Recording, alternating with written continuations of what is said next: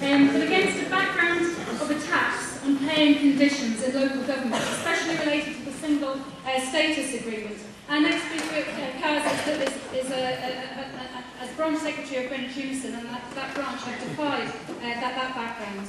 And in November 2006, Greenwich Council proposed a number of attacks, including longer hours, slashing overtime rates, cutting annual leave and pay cuts. I'm not going to list all of the attacks that they were proposing, but they haven't been able to carry those through because the Unison branch launched an immediate campaign and involved all of the members, calling for equal pay, not low pay, and not an hour on the day, not a penny off our pay, and they had a victory. Now you would think that when those similar attacks are being launched right across the country, the obvious thing for the union leadership to do would be to use that campaign as a model about how you're going to launch a national campaign against the new Labour-imposed pay freeze on the public sector. As Janice has already pointed out, that's not what they're doing. They are using their energy and valuable resources to attack Kaz and 3 other Socialist Party members who are now facing a witch hunt in the union. And this, as Janice said, is an absolute disgrace, but it's not been met lying down. There's a serious fight, which Kaz is going to tell us about.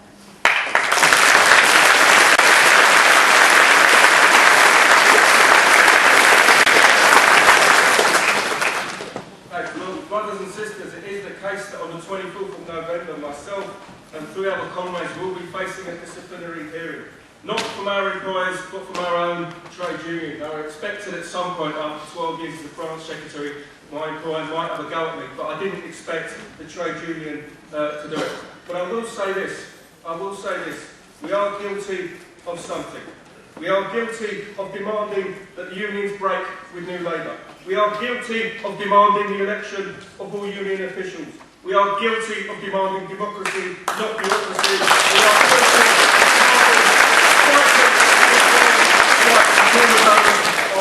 We are guilty, but we are not guilty of the slurs. We've been accused of racism because we use the ancient Buddhist proverb of the 3 wise monkeys to describe our union leaders. We've been accused of racism for using that image. How dare they? How dare they level charges of racism against Socialist Party members when it's our comrades who time after time have led campaign after campaign against racism and against the fascists. And by the way, lately we have found out that the union themselves have been using the image. And yet they won't. When I have suggested, when I have said that I want that leaflet that the union used with that image as a part of my case, I have now been told, I had a letter last week, that they will not admit that evidence into the hearing. We also have evidence of full-time union officials outside the employers' conference handing out bananas to delegates. Now, they didn't take any care to find out, first of all, whether any delegates were black or Asian or maybe offended by bananas being handed out to them. But that is not going to be allowed as part of my defence at my hearing. I have been told that that is not relevant. The hearing goes ahead on the 24th of November. It will take place at the Hilton Metropole, where once again the union bureaucrats will be put up at a cost of thousands of pounds a day to hear our case over 5 days. We have organised a demonstration on that day. There are leaflets on your seats, and we're asking as many people as possible to turn up. There's also a sheet asking you to leave your details, email addresses, so we can keep people updated. But why is this witch hunt happening? It is happening because the trade union bureaucracy, the right wing, New Labour, have no answers. They have no answers to the economic crisis that the bosses want us to pay for. It is happening because we have had failure after failure from so-called union leaders. And it's happening because Socialist Party members articulate the anger felt by union members as a result of those failures. And it's happening because next year there are elections for the National Executive Committee, and they are petrified, they are terrified they will lose their seats, and we will have in Unison what has happened in the PCS. Now, as far as those elections are concerned for the NEC, we call for unity. We want to ensure that we have a real left challenge. We call for a genuine unity, because no other unity will do, because there is so much at stake. The right wing has much to fear there is a mood to fight. I'm extremely proud of our record in Greenwich. Our single status agreement, our pay and conditions agreement has been mentioned, where thousands of workers benefited, where not a single person lost a single penny or has to work an extra hour. And by the way, as far as that slogan is concerned, not a penny from our pay, nor an hour on the day. A slogan used by the miners in the general strike in 1926 became a disciplinary offence in Unison because I was threatened with disciplinary action for using that slogan, I kid you not. As well as the single status agreement, we have one increased pay for social workers, increased pay for classroom assistants, nursery nurses, cleaners, cooks, gardeners, road sweepers, caretakers, dustmen and dustwomen, and that's what the right-wing bureaucracy are absolutely petrified of. We are guilty of fighting for our members. We are guilty of fighting and winning increased pay. We are guilty not just of fighting to defend services, but of saving them. In Greenwich, when the employer decided to close 6 libraries, within a week of campaigning, we had that decision reversed. We are guilty of saving jobs. I will give you 2 very quick examples, and these are important. In March of this year, a dustman called Lee, who had an epileptic fit, was told by the employers that he couldn't work until they decided he was fit. They sent him home and they said he was sick. His doctor said he was fit. His consultant said he was fit. And then, because he didn't turn up for work, they sacked him for sickness. It's a trade union branch like ours that fought for Lee, and now he will be back at work with paid arrears. Yesterday I went to a meeting where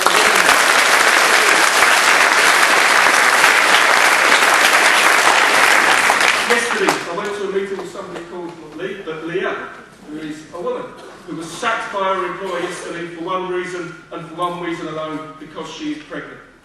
Yes, in 21st century Britain, we still have women being sacked for being pregnant. And what we will do on Monday morning is we will launch the campaign for justice for Leah. It is important that I raise those 2 examples because we are talking about human beings. We are talking about people. We are talking about individuals. We're also guilty, again, we're guilty of an awful lot in Greenwich, but we're guilty as well of fighting workplace bullying, where we ensure that the victims of bullying are not the ones that are moved, but the perpetrators, the bullies are moved. And we had a councillor moved out of an office last week as a result of allegations of bullying made against that particular individual. We make a pledge to every single Unison member. We make a pledge to the Lees and the Lears that we will not leave them to fight alone. Their employers, those who sack them, I have no problem saying this. People who sack disabled workers, people who sack women because they are pregnant, are truly the scum of the earth. And the trade union leaders,